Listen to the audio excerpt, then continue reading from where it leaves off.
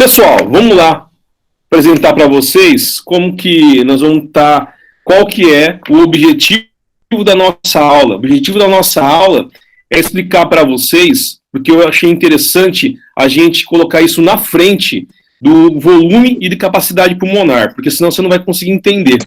Então eu acabei invertendo alguns conteúdos do Anatomia e Fisiologia Cell. Tá até o Bob Esponja aqui respirando. Como é que o sistema nervoso controla a respiração? Esse é um dos objetivos. Eu tenho como explicar para vocês através desses 3 experimentos aí.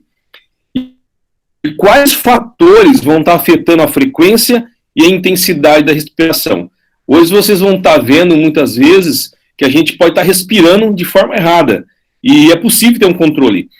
Muitas vezes, até os professores falam, né, que você tem um controle autônomo da respiração, mas isso não é uma verdade. Se a gente for analisar, agora, até o momento que eu estou falando com vocês, vocês não pensaram para respirar. Controlando a de hoje, e para a gente conseguir entender, a gente vai estar fazendo 3 experimentos e olhando aí como é que se comportam as pessoas. Mas antes de a gente começar a falar sobre isso, é muito importante, vou estar escrevendo aqui embaixo dos objetivos para vocês, ou eu faço diferente. Eu abro uma tela a mais aqui, para vocês aqui. Deixa eu só duplicar e vou estar voltando aqui. Isso, fica melhor. Aí eu vou limpar o frame. Limpar o frame é apagar a lousa. A lousa está apagada. São coisas importantes para vocês. Hoje um adulto, tá, tem uma frequência respiratória em torno de 12, né? 12. Eu coloco a palavra, mas tem outros jeitos de a gente conotar, a gente falar isso aí. Eu coloco 12 ciclos. Ciclos, né, por minuto. Se você reparar, a frequência cardíaca são 70 batimentos por minuto. Por que eu coloquei ciclos? Porque você tem inspiração e expiração, né? Você enche o pulmão e murcha. A cada enchimento de pulmão e a cada expiração que você murcha o teu pulmão, é contado aí um ciclo. Então, assim, um paciente, né, que está fazendo uma respiração, ele está fazendo, se caso está normal, se caso está em repouso, em torno de 12 ciclos. Ele pode estar aumentando a taxa respiratória também, né? E aí você tem essas situações aí, taquipneia, né, para servir como exemplo. Então, isso aí, a frequência respiratória é importante aí, vocês saberem aí o normal. Então, a partir daí, a gente vai falar dos 3 experimentos para vocês, tá, gente? Essa é a atividade de hoje também. Então, a primeira coisa que você vai ter que colocar, como nós não temos como avaliar a frequência de repouso, nós vamos padronizar para todo mundo aí que está assistindo e para os voluntários, que deve ser em torno de 12 ciclos por minuto, tá? A frequência respiratória. Então, se a gente tivesse como ver, a gente via o paciente enchendo o pulmão, esvaziando o pulmão, e contava 1. Isso dá em torno de 12. E depois nós vamos estar vendo a frequência respiratória após a atividade. Então, 12 é para todo mundo, tá? Todos os voluntários que estão assistindo, vamos usar isso aqui como forma engessada. Não é uma verdade absoluta, mas é quase isso aí. Alguns vão dar 10, outros vão dar 13, né, frequência de respiração, mas na média geral é mais ou menos 12. E depois após a atividade. É isso, por isso que a gente consegue fazer a prática. Porque eu vou fazer com que vocês façam atividade aqui na frente das câmeras para a gente conseguir ver essa variação aí de frequência respiratória. Vou estar apagando o micro, né? Então o primeiro voluntário, né, se puder, vai estar pagando durante 1 minuto, tá? 1 minutinho. Por quê? Porque a gente quer que aumente a frequência respiratória e a gente consiga contar.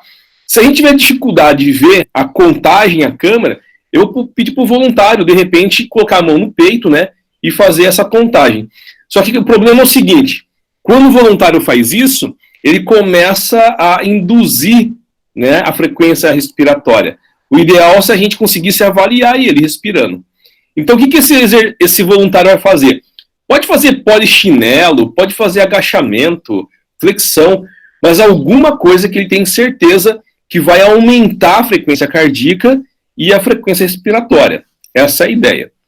O segundo voluntário vai estar segurando a respiração, eu vou estar explicando o que ele vai estar fazendo com isso aí, como ele vai fazer isso aí, e o terceiro voluntário vai fazer o controle ninja aí. Mas isso aí eu vou ter que ensinar ele, eu vou estar mexendo com esse controle respiratório. Aí nós vamos estar abrindo a tela para explicar.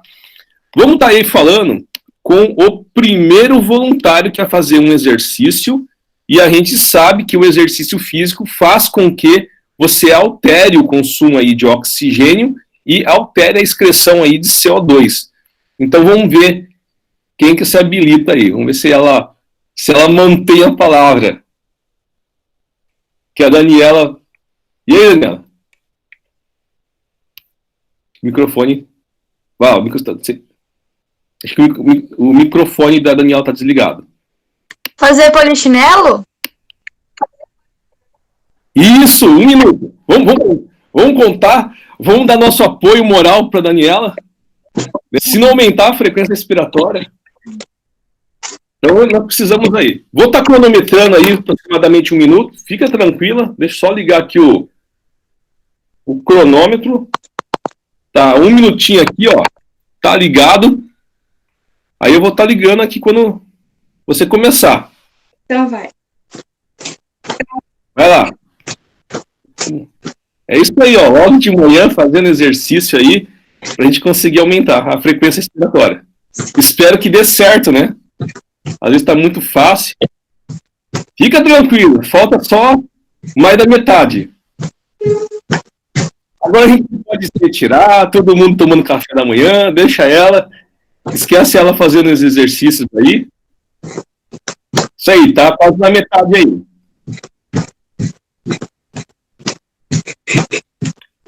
Tecnicamente, eu tô pagando exercício hoje, né? Essa vai estar ligada. Falta 20 segundos aí para terminar esses exercícios. Eu acho que deu aumento de frequência respiratória aí, queira ou não. Força aí, dá uma acelerada aí. Os 10 segundos finais do exercício físico da Daniela. Isso. Pode parar. Será que deu boa? Eu tô vendo que tá respirando, fazendo respirações aí. Aí, ó. Vamos lá. Vamos deixar ela só na frente da câmera pra gente analisar aí, ó. Vamos ligar o cronômetro e começar a contar quantos ciclos eu já estou contando já. A gente já vimos quantos ciclos ela está fazendo. Pelo movimento do pescoço, você consegue saber e acabar contando aí, ó.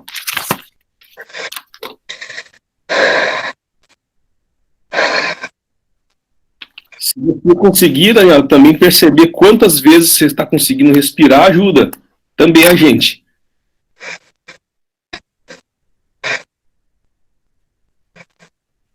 Está em 30 segundos aqui no cronômetro. Quando você sentou, eu liguei o cronômetro aí.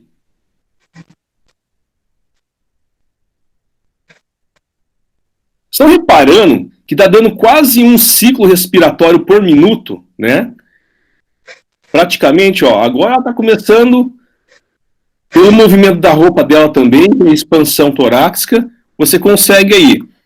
Tá, foi aproximadamente, ó, 57 ciclos respiratórios por minuto, aproximadamente, tá? Pode ser que tenha um pouquinho menos. No começo ela acelerou um pouco mais e agora está diminuindo um pouco aí o ciclo respiratório.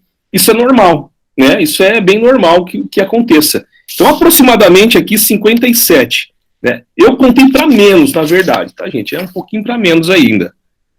Então, 57 ciclos respiratórios. Vamos estar achando aqui aonde que está. Ó, tô no caso dela. Deixa eu voltar aqui. Você teve, no caso, 57 ciclos. Tá? Então você tinha aí aproximadamente 12 ciclos por minuto, e foi para 57 ciclos por minuto. Isso aí é a pergunta, né? Por que você teve esse aumento com relação ao exercício físico? Quem é que informou para que seja aumentado aqui? Vamos considerar algumas condições clínicas também, faz com que aumente a quantidade de ciclo respiratório, né? Então você tem todas essas questões aí. Quem é que trabalhou a mais, no caso do corpo dela, eu sei que ela fez um monte de movimento agora, mas quem é que trabalhou a mais para que esse sistema de pulmão funcionasse? Seria músculos que aumentaram aí a atividade? Então essa parte do experimento 1, deixem guardados esses valores, porque são os valores do experimento 1. Vou estar aqui, colocando para vocês aqui. Experimento 1. Então isso aqui é importantíssimo, né? Você conseguir agora anotar. Exercício físico. Pagou exercício já, Daniela? Hoje aí tá liberado, hein? Tá bom, minha perna tá bomba já. Ótimo. Já fez o exercício matinal. Vamos achar agora a outra vítima que vai fazer aí um outro experimento, que é segurar a respiração. Segurar. Posso ir, professor? Aí. Então, vamos ver a cara dela segurando a respiração. Isso aí, vou explicar para vocês por que a gente colocou a questão de estar segurando a respiração. Antigamente, né, bem antigamente, quando os fisiologistas não conheciam como é que ocorria o controle de respiração, né, eles achavam que os bebezinhos que morriam, as pessoas que morriam asfixiadas, tentavam se suicidar. E aí viu que isso caiu por água abaixo. A gente sabe que uma das causas de morte de recém-nascido é a falta do líquido, né? E aí o pulmão colaba. Mas eles não entendiam isso antigamente. Então, assim, e aí descobriu-se que era impossível, né, uma pessoa se suicidar segurando a respiração. Então, essa é a lógica. Por quê? Porque a pessoa até consegue, mas vai existir um momento que ela vai voltar a respirar novamente. Então, essa é a ideia, para ver aí, só que não precisa morrer não, viu, Letícia? Fica tranquila. Quando tiver faltando ar, você volta a respirar de novo. É só pra ter uma média de quanto uma pessoa consegue segurar até ela querer meio que passar mal aí. Vamos dar uma olhada nela aí. Deixa eu só desligar minha câmera para a gente conseguir visualizar a colega segurando aí.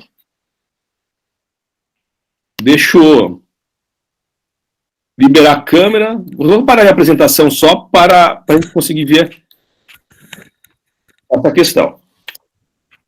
Isso. Não, vamos lá, vamos você falar. Eu já li o cronômetro. Tá. Pode ser já? Pode. Tá, respira fundo e segura o ar. Mete bronco. Agora ela não vai poder respirar, nem pelo nariz, nem pela boca, vai segurar o ar no tempo que ela tiver condições, né? Logicamente, se a pessoa tem um preparo, mergulhador, alguma coisa, consegue mais. Se não tiver nenhum problema de saúde, como asma, também ela consegue. Já pensou que coisa horrível, né? Falhar, né, o negócio. A pessoa ficar roxa, né? Ter as alterações. Já está em alguns segundos já. Aí volta a respirar quando estiver faltando ar. Ó, viu?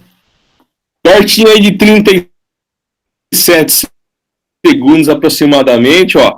Aumentou a taxa respiratória. Você está vendo o pulmão dela mexer? Olha só, gente. Está aumentando a taxa respiratória e eu já estou aqui no cronômetro ligado, quando ela parou, né? Então, olha só, até no comecinho, na hora que ela voltou a respirar de novo, começou a ficar, na verdade, a cada um ciclo por segundo, né? Agora está começando a diminuir. Então, ela fecha, né, jogando aqui na matemática, aproximadamente 40 ciclos também, depois que ela ainda está ofegante ainda, né? Isso é importante. Pergunta.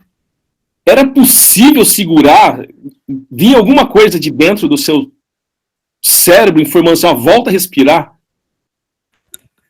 Não. Na verdade, sim. Né? Você, assim, brigava contra a falta de respiração, né? Sim. Isso aí nós temos aí uma parte do sistema nervoso que eu vou estar falando para vocês, o porquê tem essa condição aí. E chega um momento que você tem uma alteração de porcentagem de oxigênio que ela vai ter um reflexo muito forte e ela vai voltar a respirar novamente. Então, isso é importante para esse tipo de controle. Então, olha só, ela conseguiu segurar a respiração, mas ela não consegue abolir a respiração de uma forma. Então, isso prova que algumas coisas estão começando a cair, por exemplo, que existe um outro tipo de controle de sistema cognitivo. Né? A mente dela também tem um certo controle aí desse sistema aí nervoso, desse sistema de controle de respiração, por questões voluntárias. Do mesmo modo que ela conseguiu segurar e aguentar, se ela treinasse, ela também conseguiria diminuir a frequência ao acelerar, né? Então, dou alguns exemplos para vocês aí. Deixa eu voltar aqui novamente, apresentar a tela para a gente conseguir fazer o registro dos valores da colega aí. Obrigado, viu, gente? Dos dois cobaias iniciais aí, né? O terceiro cobaia vai ser outra coisa. Então, esse aí eu preciso ver como é que vai estar. Então, olha só. Ela segurou, tá, a respiração, aproximadamente, agora que eu voltei o cronômetro aqui do lado, eu vi, aproximadamente que eu fui meio letárgico para apertar na hora que ela segurou aí. Segundos, né? Dentro da normalidade, né? Tem aquele teste do Covid que o cara segura e não consegue ficar nem 10 segundos, né? Então tá dentro da normalidade. E aí ela conseguiu depois voltar aproximadamente aqui 47 ciclos, né? Logo após, né? Por minuto. Por minuto. Então a nova frequência respiratória dela foi isso aqui, né? Então ela saiu de 12, que é de repouso, e foi para 47 para compensar, né? Porque ela ficou 34 segundos segurando o ar, então isso alterou a proporção de gases que tem aí no sangue dela. Então nós temos essa situação. O terceiro voluntário vai estar fazendo agora um exercício primeiro com o professor aí. Vamos ver o terceiro voluntário, que é o controle ninja da respiração. Vocês vão estar vendo uma coisa engraçada aí. Deixa eu ver aí o terceiro voluntário. Vou apagar aqui a minha apresentação. Deixa eu parar aqui. Quem é o terceiro voluntário? É a Leila? Sou eu, professor. Vamos lá, então. Chegamos aí um momento. Então vai ter o controle ninja da respiração. A gente vimos que nós respiramos em torno de 12 vezes por minuto. Então, como é que você vai estar fazendo agora a respiração? A gente tem um jeito de alterar. Ah, mas não é normal, professor? Mas as pessoas respiram errado. Olha o raciocínio clínico que eu estou fazendo com vocês. A gente inspira, se o ar entrou, está tendo troca gasosa com os alvéolos pulmonares, mas o que é estranho? A gente expira logo rápido. Então a gente inspira e expira. Quer dizer, na hora que você puxou o ar entrou dentro do seu alvéolo e está fazendo troca gasosa. Né? E o que acontece? Na hora que o sangue vai pegar o oxigênio, você já mandou ele embora. Está voltando um outro ar. Moral da história, sempre tem ar usado, né, ar velho, dentro do seu pulmão. E aí você começa a aumentar, às vezes, a taxa respiratória de modo à toa. Então, como é que nós vamos estar fazendo esse controle agora? A Leila vai estar inspirando lentamente, né, e expirando. Como a gente faz, né, um controle de frequência de 1 minuto, eu vou estar ligando o cronômetro. E qual que é a nossa meta? Abaixar a frequência dela com esse exercício respiratório de 12 ciclos por minuto. Em alguns casos, a gente consegue colocar um ciclo para mostrar que ela não vai morrer e nem vai passar mal por causa disso aí. Vamos lá, Lei? Vamos ver se a gente consegue pelo menos diminuir um pouquinho? Então, você vai fazer o seguinte, você vai inspirar lentamente pelo nariz, né? Nós vamos fazer um exercício primeiro, tá? Você vai poder ficar olhando aqui para a tela. E depois nós vamos fazer o para valer mesmo. Nós vamos cronometrar. Então, você vai fazer o seguinte. Solta o ar pela boca, relaxa um pouquinho, tá o relógio aí, né? Enche o pulmão pelo nariz, lentamente. A intenção dela encher o pulmão agora pelo nariz, né, é você deixar ter a troca gasosa. Quando você encher o pulmão, você não sopra o ar, você segura um pouquinho. Até você sentir aí que tá legal, não tá incomodando, né? Você não tá segurando, trancando o ar com a garganta, né? e aí depois você vai soprando o ar, expirando lentamente. A ideia é conseguir abaixar esse fluxo aí. Metade do povo que tá assistindo a aula vai dormir daqui a pouco. É que o negócio é zen mesmo, né? Então essa é a ideia. É isso aí. Agora nós vamos estar usando aí um pouquinho de alterações de reflexo. Ela vai fazer isso aí, você vai tentar usar esse padrão respiratório de encher o pulmão lentamente, segurar o ar, esquecer da vida e soprar o ar pela boca quando você sentir vontade. Só que você vai fazer isso aí de olhos fechados. Quando você estiver inspirando, tenta sair fora da mente. Tenta pensar que está numa praia, né? Dentro do mar, esquece de tudo. Porque aí você só vai pensar nisso aí, só, nessa imagem. Enquanto você está inspirando, segurando o ar, parando de respirar. Não é segurar, para de respirar e depois soltando o ar pela boca lentamente. Vamos nessa, então? O professor, eu já fiz Fecha os olhos, vai inspirando. Já fiz um teste, deu 2 ciclos por minuto. Foi. 2 ciclos? Deu 2. Vamos ver se a gente muda alguma coisa? Vamos lá. Vamos fazer um pra valer, vamos relaxar. Vamos lá, vou mudar minha câmera para focar em você. Tá. Posso começar, Estou aqui professor? cronometrando. Eu vou começar. Vai lá. Eu vou começar agora, tá? Pode ir lá. Tá? Beleza.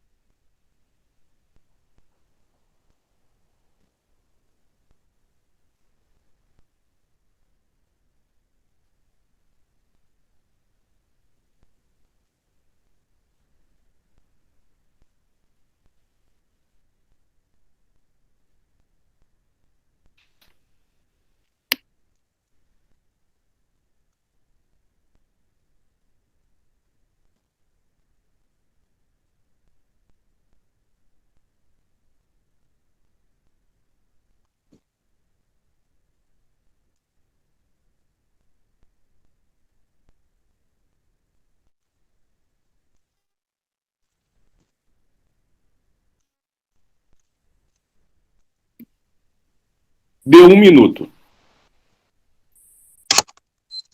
Foi 1 minuto. Deu um ciclo completo. Diminuiu. E daí o outro eu inspirei totalmente e eu não soltei todo o ar do pulmão. Ficou assim, quase todo fora. E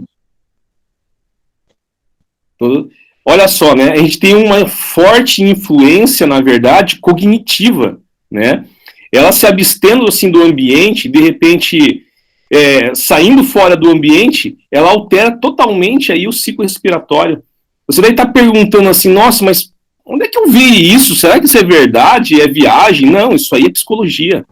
Né? Você vê gente da área da psicologia, vê pacientes que fizeram tratamento, terapia, que fizeram uma técnica chamada de Reich, que é justamente isso, o cara conseguiu olhar para a respiração e alterar aí a frequência. É isso que o pessoal faz, os psiquiatras e os psicólogos, para tratamento de distúrbio do pânico, de síndrome do pânico. O cara chega no hospital com uma alteração e aí eles fazem com que a pessoa olhe para a sua respiração. E aí automaticamente essa pessoa aí abaixa aí a frequência respiratória. Isso é legal, né? Por quê? Porque você otimizando, né, na verdade, a sua respiração, lógico, né? A gente não precisa respirar 2 vezes por minuto ou 3, mas você sair de 12 para 8, né? De 12 para 7, o que vai acontecer com vocês? Você vai ter menos desgaste durante o dia. Você vai estar mais inteiro, menos acabado. Se cada vez que você está trabalhando, passa para o nervoso, né, você tem aí uma alteração de ciclo respiratório, você vai desgastar ainda mais o teu corpo, né? Isso aí é uma forma. Ainda mais pacientes, né, que você percebe claramente, principalmente os que têm doença respiratória, que vão estar alterando. Então isso para mostrar a vocês que ela consegue ter esse controle respiratório aí por questões cognitivas mesmo, né? Você consegue. Isso aí é o controle ninja que estava brincando aí. Então, como ela já fez a sua aula ninja, né? Obrigado, Leila, por participar. Vamos estar voltando e agora a gente consegue entender como que funciona tudo isso. A gente consegue, vou estar anotando lá para vocês. Estão conseguindo ver a tela? Então? Deu boa? Então, tá. Vamos lá. Como ela já fez o exercício ninja, né? A frequência respiratória aqui inicial dela, né? Era mais ou menos 12, acreditando que seja isso aqui. Pode ser menos ou mais. Mas agora, né? Ficou aí aproximadamente, eu vou pôr aqui um erro padrão, aproximadamente, que foi mais ou menos 1,5, né? Aproximadamente. Mas vamos estar aqui colocando aqui mais ou menos 2 ciclos aqui.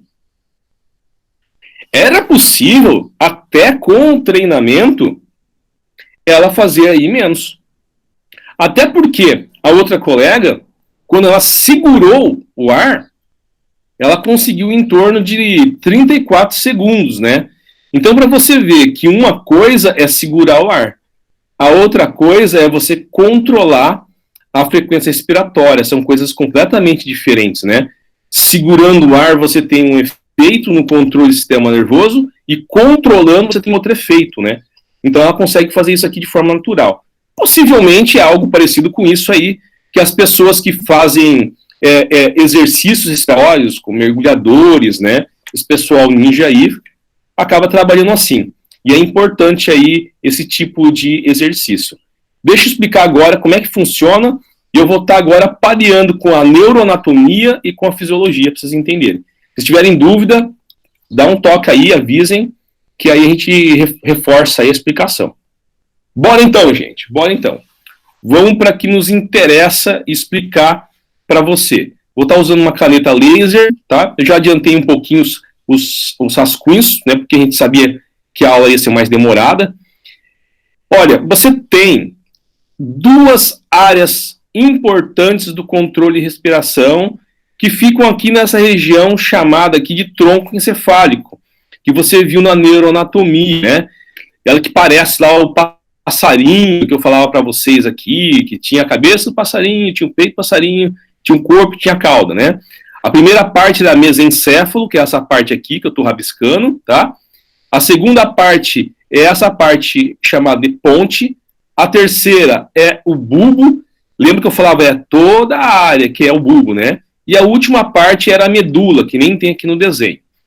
Esses centros de controle respiratório, eles ficam na ponte, que é essa área aqui, e no bulbo, respectivamente. Os principais centros, na verdade, aí, que localizam-se no tronco encefálico, tá? Vamos estar falando primeiro do centro da ritmicidade, ou seja, né, da contagem, né? Você respira 12 vezes por minuto, você tem uma respiração compassada. Aonde que fica isso aí? Fica no bulbo. E no bulbo, você tem aí 2 porções importantes. Uma porção, olha só, que está voltado para frente, que está voltado para a tua barriga, e uma outra porção que são essas duas estruturas aqui com formato arredondado. E a outra porção que está voltado para as tuas costas, né? Que é a porção dorsal. Então você tem uma porção dorsal, que é voltado para as costas, e uma porção ventral. E aqui você tem grupos de células nervosas que são chamados aí de grupos respiratórios dorsais, que estão voltados para trás.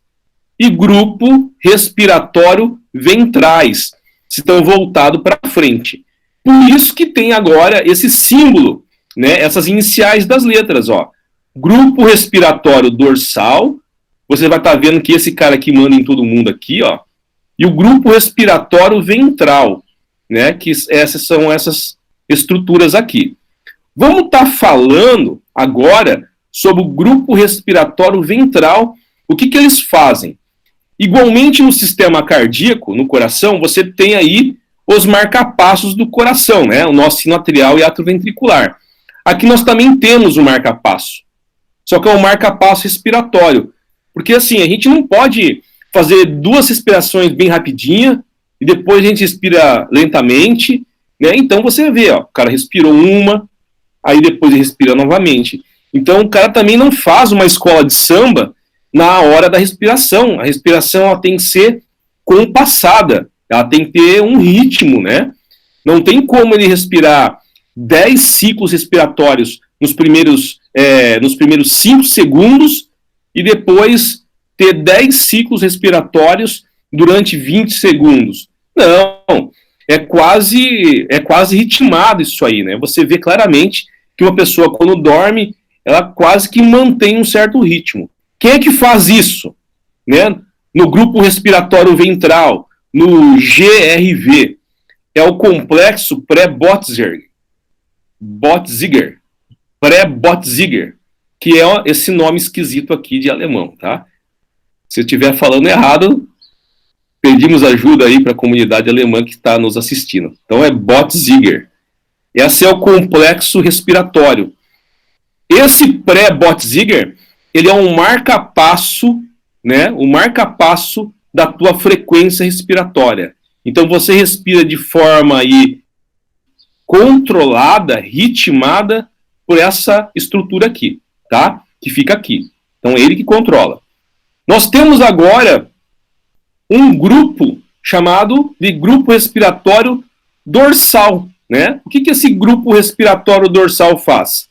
Ele que faz aí uma área de leitura respiratória normal, né? Ou seja, você está em repouso, assim como os colegas estavam antes, então vocês estão respirando, se não tem nenhuma doença, nada, de em torno de 12 vezes por minuto. Então assim, professor, por que todo mundo quase que respira 12 vezes por minuto? Né? Por quê? Porque você tem esse GRB mandando a informação, tá, para o GRV de que tá tudo ok. O cara não está fazendo exercício, o cara não está tendo alterações de porcentagem de CO2 e O2, o cara está sossegado. Então vamos manter uma taxa respiratória de 12 vezes para menos, né? Para ele conseguir manter essa normalidade. Mas se por outro lado ele começar a fazer exercício, ele estiver tendo um ataque de asma, ele estiver tendo algum comprometimento de saúde, por exemplo, ele vai estar tendo estímulos nessa área. Daqui a pouco eu falo de uma outra situação que faz a leitura. Então o que acontece? A área de leitura do GRD não somente compete à parte normal, como ele também lê anormalidades, tá? Ele começa a ler normalidade. Houve uma informação por via nervosa, para quê? Para o GRV, já que lá que fica aí a maquininha que controla aí o marca-passo, né, a ritmicidade, aumentar a ritmicidade. Então ele começa aí a respirar 24 vezes por minuto, 36 vezes por minuto, e é justamente aquilo que nós vimos nos experimentos, né? Vocês conseguiriam ver que as pessoas conseguiriam aumentar também. Então, assim, a influência que o GRD teve, não somente teve para diminuir, mas como aumentar essa atividade através desse marca-passo que tem no GRV. Então, ele que vai estar alterando aí a ritmicidade da frequência respiratória. Mas será que esse GRB, ele funciona sozinho? Será que ele consegue ler tudo isso? Não. Ele não consegue ler isso aí sozinho. O GRD também precisa de gente para ajudar ele. Ele está precisando de uma área que fica na ponte, chamada de área pneumotáxica.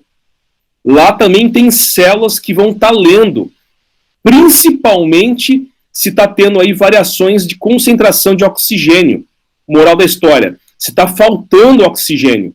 Então também nós temos uma outra área de leitura, né, que percebeu que a colega estava fazendo, por exemplo, os polichinelo, fazendo exercício hoje, estava fazendo, e aí, mais isso aí informou aí o GRD. Então ele mandou essas fibras, através de fibras nervosas, para o GRD, falando, olha, está tendo coisa errada.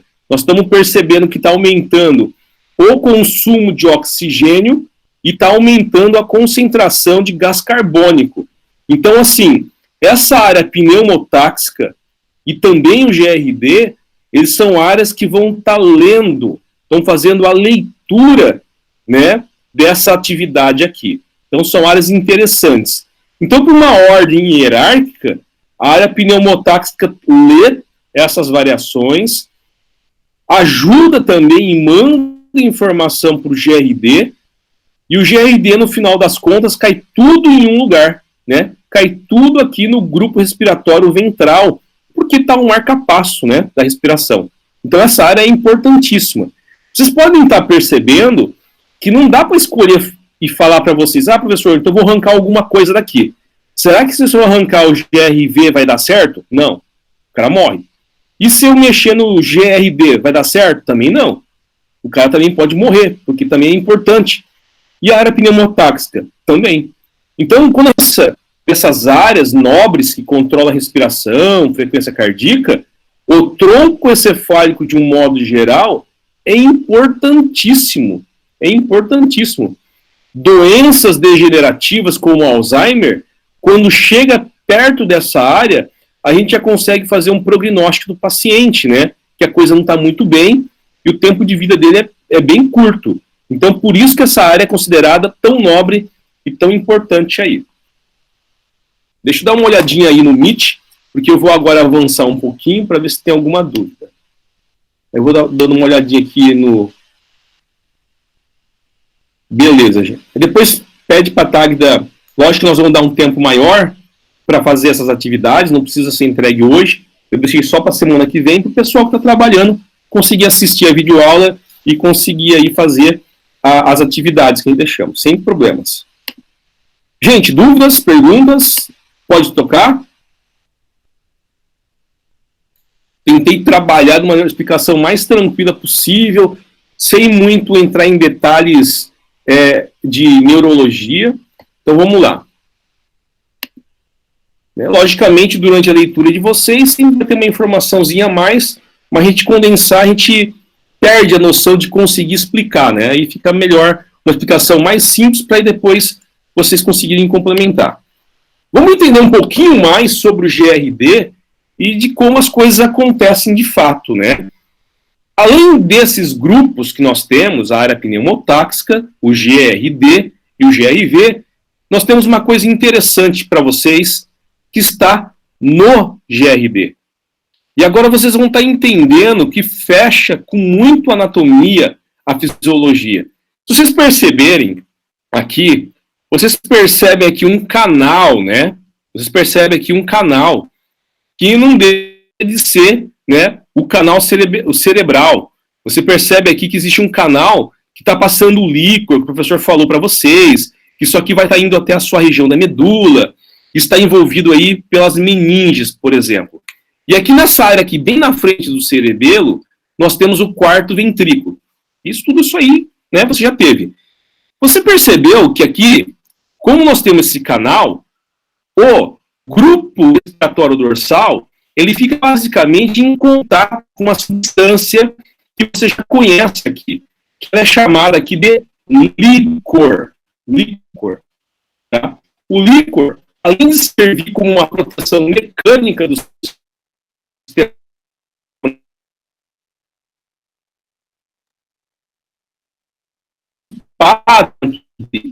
porque ele tem um contato também com o sangue, CO2 e oxigênio. Professor,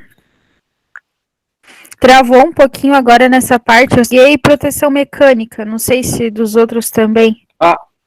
Sim, então eu volto de novo, então. Então, assim, bom, o líquor... Agora deu boa, né? Tá ouvindo bem? Varia um pouco a internet, né? Sim, professor, agora dá boa. Então dá um toque que a gente volta. Então o líquor, ele tem a função mecânica, né? Porque ele fica entre as meninges e protegendo também a medula, mas no líquor também você consegue ter as porcentagens de oxigênio e gás carbônico. Então o que acontece? Para o CO2 principalmente, nós temos aqui dissipado nessa área aqui, olha só, que é a região aí desse canal cerebral que vocês viram aqui na anatomia, que é um canal. E esse líquor tem dissipado dentro dele gás carbônico e oxigênio, né? A gente explicamos isso dessas proporções já. Então você tem uma porcentagem de CO2 dentro dele. O que acontece? Você tem quimioreceptores, né, centrais no GRD. Mas essas células que têm uma espécie de pelos, elas ficam voltadas aqui para o lado de dentro, né, voltado para esse canal. E o que ela faz? Ela vai pegando a informação. Se você aumentou a porcentagem de CO2 dentro do líquido, ele vai mandar a informação para o GRD que tem coisa estranha.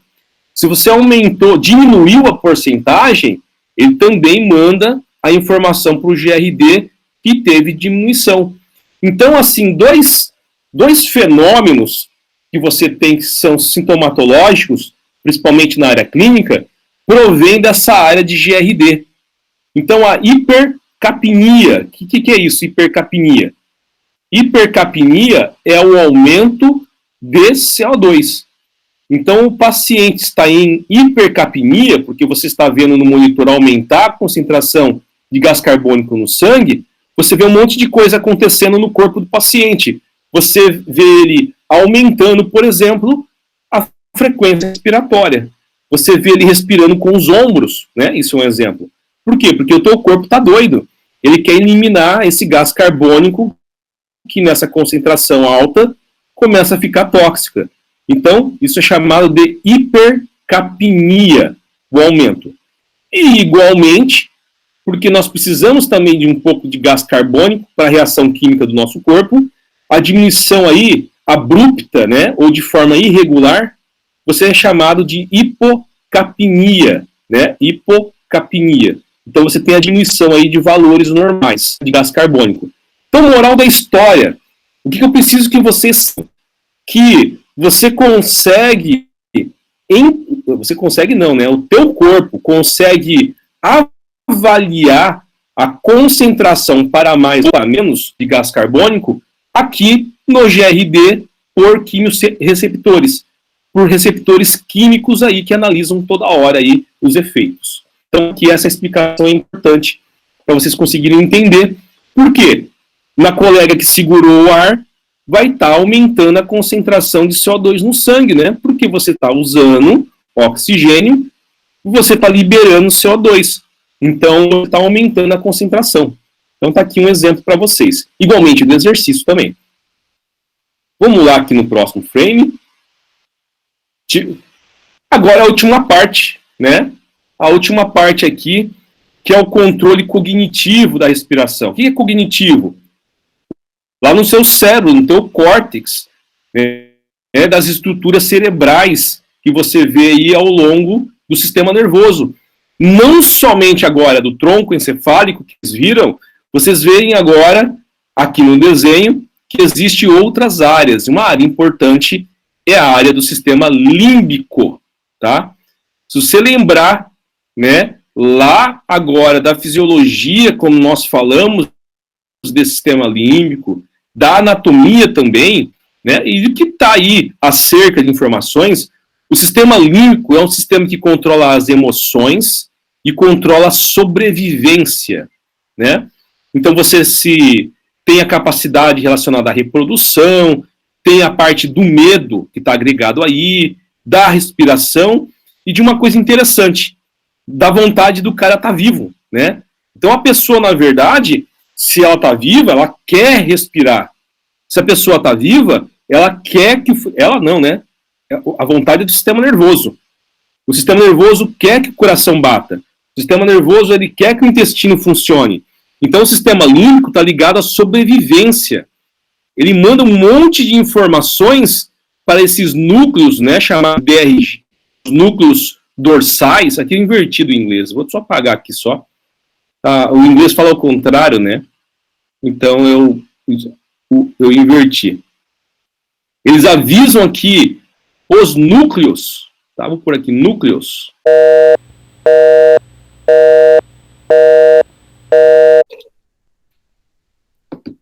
Sim. Vamos lá, qualquer coisa dá um toque aí. E, voltando ao controle cognitivo, vocês viram que ambos os colegas que participaram dos experimentos tiveram uma forte influência do controle cognitivo. Então você tem assim a situação que é possível controlar, que foi o caso da Leila.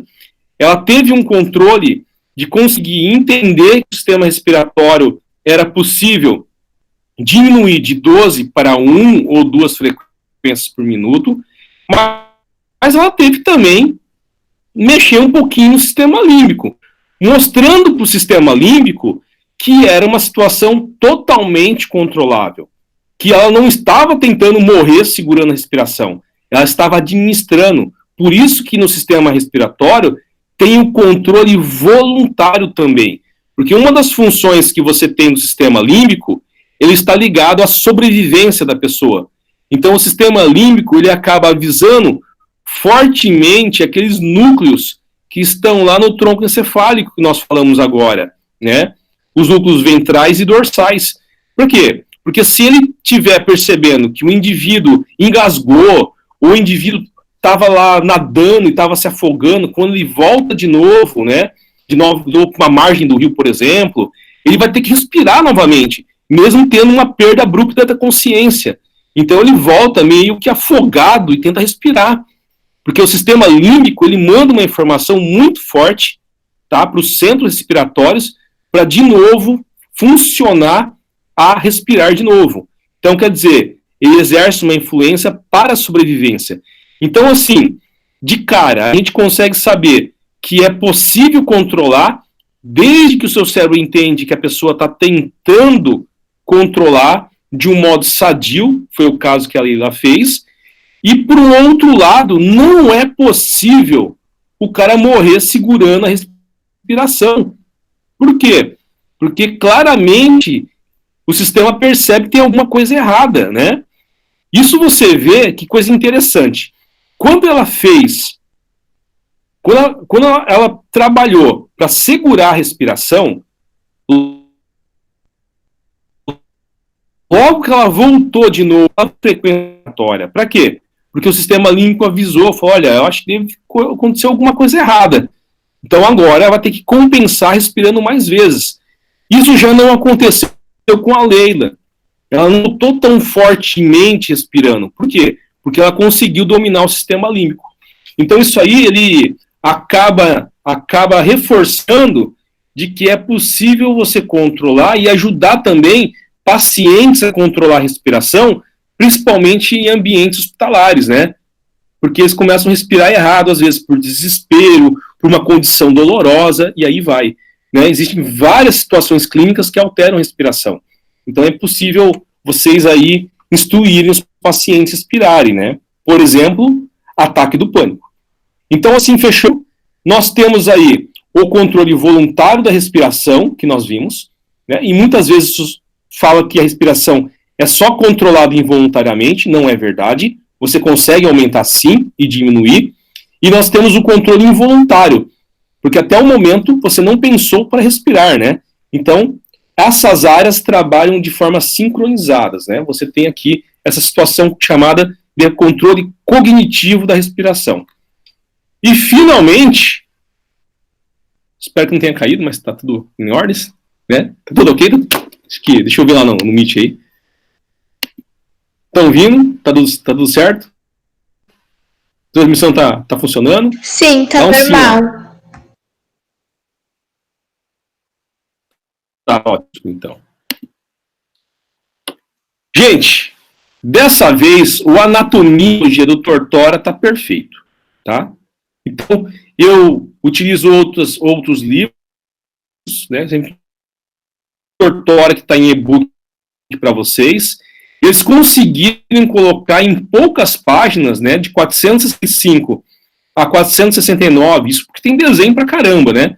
Toda a explicação do controle respiratório. Então, esse, no caso, não foi daqueles livros que tem quase 15 páginas para explicar um conteúdo. Então, está muito redondinha essa explicação do Tortora aqui. Nesse mesmo capítulo, e nessa página 469, você tem um baita resumo de todas as influências da respiração, né? De coisas que acontecem com o paciente em leito hospitalar ou em dia a dia, que faz com que altere o respiratório. Gente, você tem que ler isso aqui e eu aconselho fortemente entender isso aqui. Tem muito a ver com a vida clínica de vocês. Na 469. Como é muito curtinha, é muito fácil de entender, a gente pula essa parte que é bem tranquila. E, finalmente, né, explicando a tarefa para vocês. Agora vocês já mataram a charada. A tarefa é explicar como que os colegas aí controlaram, como é que o sistema dele controlou, né? Primeiro vai falar o que aconteceu com os colegas. Por exemplo, vamos pegar assim, por que aumentou a frequência respiratória quando ela fez exercício? Como é que ele avisou que teria que respirar mais vezes por minuto? Idem para quem segurou o ar. E idem como que essa pessoa conseguiu sair de 12, né?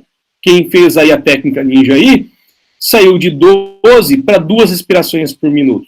Então agora você consegue explicar esses 3 exemplos, 3 experimentos que nós fizemos aí em aula, gente. Esse é o objetivo. Não precisa fazer hoje, nós demos o prazo até a semana que vem, até para você assistir a aula, conseguir estudar no livro de forma mais tranquila e responder essa tarefa. Aí você consegue reter esse conteúdo. Beleza, gente?